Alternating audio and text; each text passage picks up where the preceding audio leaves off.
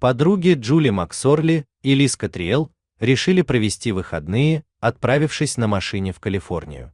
Однако их путь лежал не на известные пляжи Лос-Анджелеса, а в небольшое местечко, расположенное примерно в 250 километрах на северо-запад от города. Их целью был пляж Авила-Бич, находящийся на побережье залива Сан-Луис-Обиспо. Женщины спешили туда, чтобы увидеть горбатых китов в их естественной среде обитания.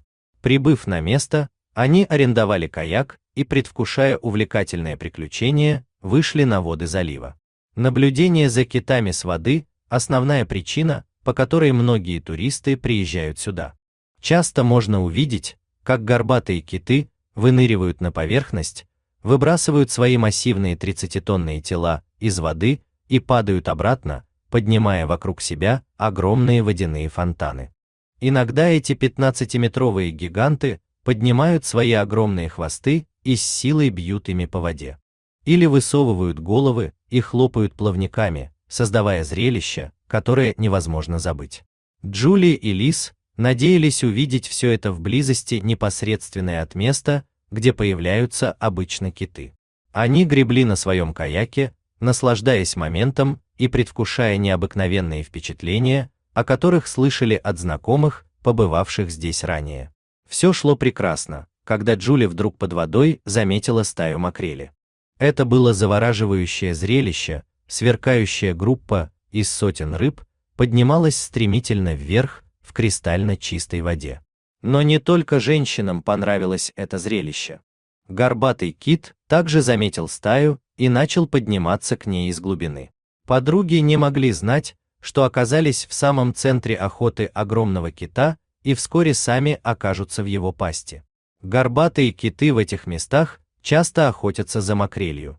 Завидев косяк рыб, они ныряют под него, широко раскрывают пасть и резко выдыхают, чтобы дезориентировать рыб, после чего проглатывают их вместе с водой. В этот момент Джули и Лиз оказались как раз рядом с этим косяком. Через пару секунд их пути пересекутся с путями кита. Все произошло мгновенно. Я только успела подумать: надеюсь, мы не слишком близко подплыли. И тут же меня что-то резко подкинуло в воздух, а потом я оказалась в воде, вспоминала Джули позже. Ей повезло больше, чем Лиз, которая оказалась прямо в пасти кита. Когда кит возник прямо передо мной, я подумала: попробую его оттолкнуть. Абсурдная мысль, конечно. Думала, что он упадет прямо на меня. Следующее, что помню я уже под водой, рассказывала Лиз. Лиз вместе с косяком рыб оказалась во рту огромного животного. К счастью, кит тут же выплюнул ее обратно вместе с водой. Обойдясь без травм, обе женщины благополучно вернулись на берег. Лиз даже осталась с уловом, когда она сняла мокрую рубашку, из нее высыпалась макрель. Однако ключи от машины не нашлись, они либо затонули в заливе, либо остались в пасти кита. Мы определенно оказались в месте, где нам не следовало быть.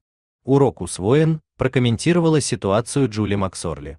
Дорогие зрители, если вам понравилась эта история, обязательно поставьте палец вверх и поделитесь этим рассказом со своими друзьями.